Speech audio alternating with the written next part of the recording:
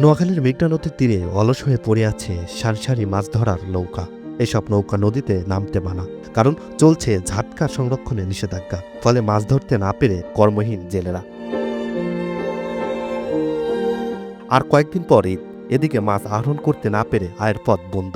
এবারও হাজারো জেলের পরিবার ঈদের আনন্দ থেকে বঞ্চিত।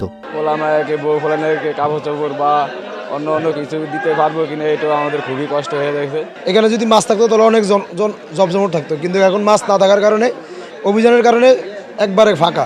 সাগরে মাছের আকাল দেখা দেওয়ায় আর্থিক সংকটে পড়েছেন তারা। পরিবার পরিজন নিয়ে সামনের ঈদ উৎসব পালন করবেন কিভাবে তা নিয়ে দুশ্চিন্তায় রয়েছেন জেলেরা। দীর্ঘদিন পর্যন্ত মাছ ধরা বদ্ধ ছিল, চলতেছে রমজান মাস, আমাদের ফ্যামিলি নিয়ে চলতে অনেক কষ্ট হইতেছে। জেলেরা খুব কষ্টের ভিতর দিন কাটতেছে, তারা ঠিকমতো ঈদটা করতে পারবে কিনা সেটাও সন্দেহ আছে। সুবর্ণচরে মাছ ধরে জীবিকা নির্বাহ করেন প্রায় 10,000 জেলে। এদের মাঝে সরকারের পক্ষ থেকে প্রতিজনকে 40 কেজি করে চাল বিতরণ করা হয়েছে। পর্যায়ক্রমে সবাইকে চাল দেওয়া হবে বলে জানান এই কর্মকর্তা। ইলিশ ধরার সাথে জড়িত জেলে আছে, তাদেরকে আমরা বিজিএফ চাল বিতরণ করে থাকি মৎস্য অধিদপ্তর থেকে। তো এই কার্যক্রমের অংশ হিসেবে আমরা ফেব্রুয়ারি মাস এবং মার্চ মাসে সুবর্ণচরে 1175 জন জেলে পরিবারকে মাসে 40 কেজি করে চাল প্রদান করেছি।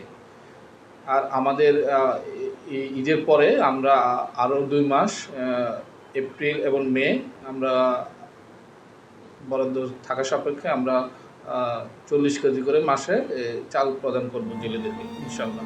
সরকারি সহায়তা সঠিক সময় বিতরণ করা হলে অন্তত পরিবার নিয়ে ঈদ উদযাপন করতে পারবেন তারা, এমনটাই জানান মেঘনা পাড়ের জেলেরা।